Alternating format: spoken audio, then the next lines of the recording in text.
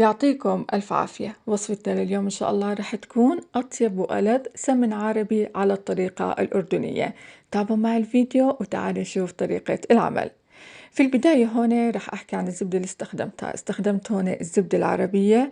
نوع الزبدة هي زبدة غنم، وكمية الزبدة أكيد هي كمية تقديرية. أنا هون استخدمت 2 كيلو.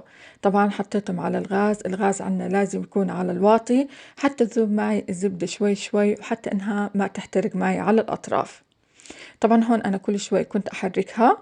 هيك عندي الزبدة بعد ما ذابت رح أشيل اللبن اللي رح يظهر على الوجه. طبعا هون رح أحاول إني أشيل أكبر قدر ممكن منه. وأول ما أشيل اللبن رح أتركه يغلى هون مدة 5 دقائق، بعديها رح أطفي الغاز.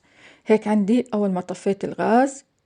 الخطوة اللي بعديها هون رح أنزل الزبدة اللي إحنا ذوبناها بصحن، وراح أتركها هون تبرد بدرجة حرارة المطبخ. طبعا طريقة السمن العربي راح أعملها اليوم بالفيديو هي على طريقة أمهاتنا وعلى طريقة عماتي. هون أنا عملتهم المساء وتركتهم طول الليل بالثلاجة. والأفضل إنه نتركهم طول الليل بالثلاجة ونشتغل فيهم ثاني يوم حتى نتأكد عنا إنه الزبدة جمدت تماما. هيك عندي ثاني يوم طبعا أنا كنت مغطي الصحن. راح أورجيكم الزبدة كيف جامدة. طبعا الهدف من هاي العملية إنه الزبدة رح تطلع معنا على الوجه، واللبن أو الشنينة رح يظل معنا تحت. بهاي الطريقة ما بنتغلب أثناء طبخ السمنة، وما بتاخذ معنا وقت كثير على الغاز، وبتكون مدة صلاحيتها بتكون أطول. هيك عندي طبعا هاي الزبدة اللي بتطلع في البداية هي زبدة من غير لبن. الطبقة الثانية رح تطلع معنا هي رح يكون فيها شوي من لبن الشنينة. رح أحطها ورح أورجيكم هون الشنينة رح تكون معي. طبعا هاي الشنينة ما بتجمد، فعشان هيك على طول بخليها على جنب، بس بطول هون الزبدة. هيك عندي صاروا جاهزين. قبل ما أحطهم على الغاز هون رح أحضر للبرغل. بالنسبة للبرغل هون رح نحتاج كاس شاي من البرغل. البرغل اللي استخدمته هون هو البرغل الخشن.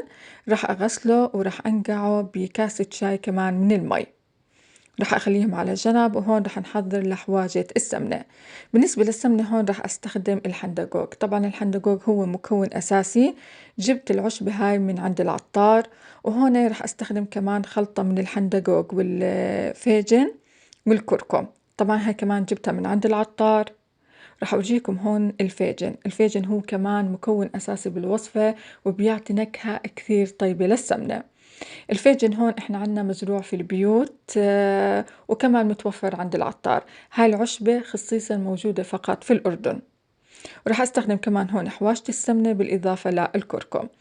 هون رح أعمل مثل صرة صغيرة ورح أحط فيها كل المكونات. استخدمت هون أنا الشاش الطبي. رح أحط هون في البداية الحندقوق كمية منيحة، ورح أحط الحواجة الحندقوق والفيجن والكركم. ورح أرجع هون أحط الفيجن. طبعا الفيجن ما تتخيلوا نكهته مع السمنة بجد رائع. حطيت كمية منيحة، أكثر كمية هي اللي حطيتها هون الفيجن. رح أحط هون حواشة السمنة بالإضافة للكركم. رح أحاول هون أربطهم كثير منيح. طبعا بنحط الطرف على الطرف، بنشدهم كثير منيح، وبعديها بربطهم. في حال ما حبيتوا تستخدموا الصرة هاي ممكن تحطوا المكونات مثل ما هي فوق السمنة. هيك عندي الصرة صارت جاهزة.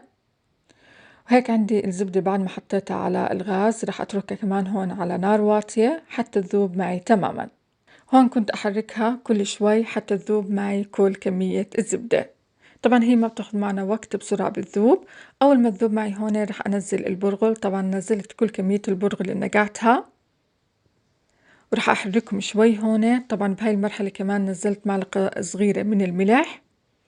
ورح أشيل هون اللبن رح يظهر معي على الوجه باستخدام المصفاي. المصفاي هون كثير بيساعدكم بالشغل. رح أحاول قدر الإمكان إني أشيل اللبن. وهيك عندي البرغل لما بلش يشرب عندي اللبن. هلا هون رح أحط الحواجة، ورح أتركهم يغلوا مع بعض على نار واطية حتى ما يضل أي إشي من اللبن في الطنجرة. طبعا المدة أخذ مني هون ساعة إلا ربع، طبعا حسب الكمية المدة. هيك عندي أول ما طفيت الغاز كيف نعرف إنه السمنة عنا صارت تمام؟ بتصير معنا مثل المراية من تحت، والبرغل بتجمع كلياته على بعض. راح أحكي بالنسبة للبرغل هون ممكن تستخدموا جريشة القمح. طبعا الجريشة هي أحسن من البرغل لأنها بتتحمل أكثر غليان، بس المتوفر عندي كان اليوم البرغل. وأول ما بردت عندي السمنة تماما حطيتها في المرطبان. ما شاء الله ريحة السمنة صارت بريحة البيت، جدا ريحة شهية. وهي وصفتنا لليوم، بتمنى اني قدرت افيدكم فيها، واتمنى انه الفيديو عجبكم. اذا عجبتكم الوصفة وعجبكم الفيديو ما تنسوا دعم القناة والاشتراك فيها، ويعطيكم الف عافية، وشكرا جزيلا لحسن المتابعة. معكم علا طشمان من قناة أطيب الوصفات يمي.